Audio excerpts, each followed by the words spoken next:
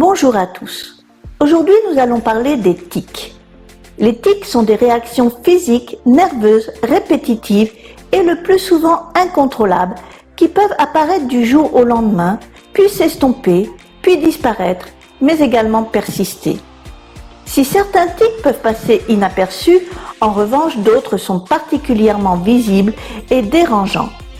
Il est à noter qu'il existe plusieurs types de tics.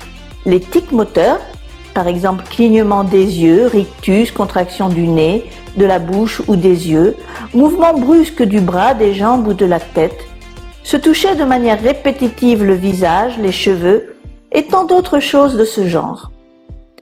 Les tics verbaux qui peuvent se manifester sous forme de sons comme par exemple grognement, reniflement, raclement de gorge, et ce que l'on définit usuellement de tic du langage, qui consiste à répéter involontairement et de manière persistante le même mot, voire même un gros mot, à chaque phrase.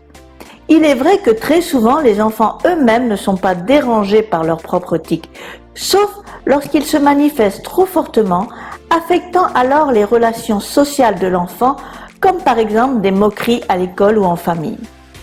Il arrive également que certains parents tolèrent difficilement les tics de leurs enfants et par conséquent grondent ou font des reproches. C'est sans doute pour cela que c'est essentiellement le parent qui est demandeur de thérapie. Il n'en reste pas moins que l'adhésion complète de l'enfant est requise. L'hypnothérapie est réellement l'une des thérapies les plus efficaces pour aider les enfants ayant ce type de trouble. Alors, n'hésitez pas à prendre contact avec nous et surtout restez connectés sur nos différents réseaux sociaux. À bientôt!